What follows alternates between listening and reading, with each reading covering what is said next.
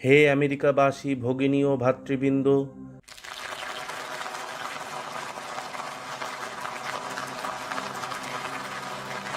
আজ আপনারা আমাদের যে আন্তরিক ও সাদর অভ্যর্থনা করেছেন তার উত্তর দেওয়ার জন্য উঠতে গিয়া আমার হৃদয় অনির্বচনীয় আনন্দে পরিপূর্ণ হয়েছে।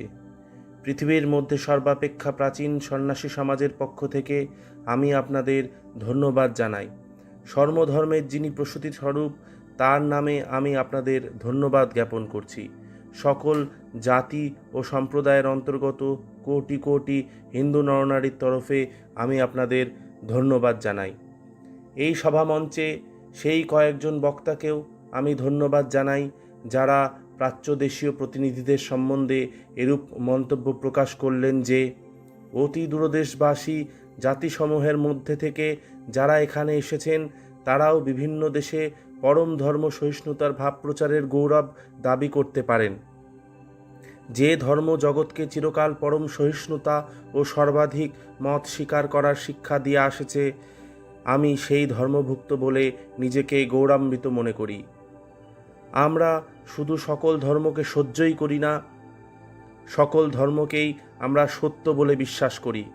যে ধর্মের পবিত্র সংস্কৃত ভাষায় ইংরেজি শব্দটি অনুবাদ করা যায় না, আমি সেই ধর্মভুক্ত বলে গর্ব অনুভব করি।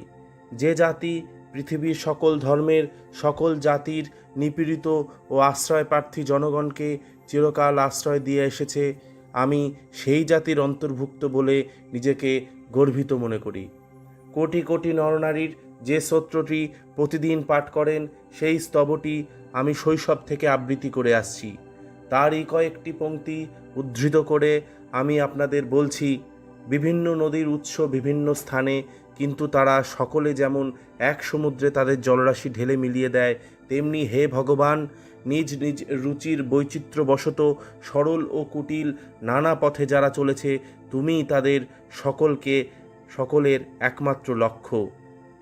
পৃথিবীতে এই যাবৎ অনুষ্ঠিত সম্মেলনগুলির মধ্যে অন্যতম শ্রেষ্ঠ মহাসম্মেলন এই ধর্ম মহাসভা গীতা প্রচারিত সেই অপূর্ব মতেরই সত্যতা প্রতিপন্ন করছি। সেই বাণী ঘোষণা করছি। যে যে ভাব আশ্রয় করে আসুক না কেন, আমি তাহাকে সেইভাবেই অনুগ্রহ করিয়া থাকি। হে মনুষ্যগণ, সর্বতোভাবে আমার পথেই চলিয়া থাকে। সাম্প্রদায়িকতা, গোঁড়ামি ও এগুলোর ভয়াবহ ফলস্বরূপ ধর্মত্বতা ও এই সুন্দর পৃথিবীকে বহুকাল অধিকার করে রেখেছে। এরা পৃথিবীকে হিংসায় পূর্ণ করেছে, বরাবর একে নরশোণিত সিক্ত করিয়াছে, সভ্যতা ধ্বংস করেছে এবং সমগ্র জাতিকে হতাশায় মগ্ন করেছে। এই সকল ভীষণ পিচাসগুলি যদি না থাকতো, তাহা হইলে মানব সমাজ আজ পূর্বাপেক্ষা অনেক উন্নত হতো।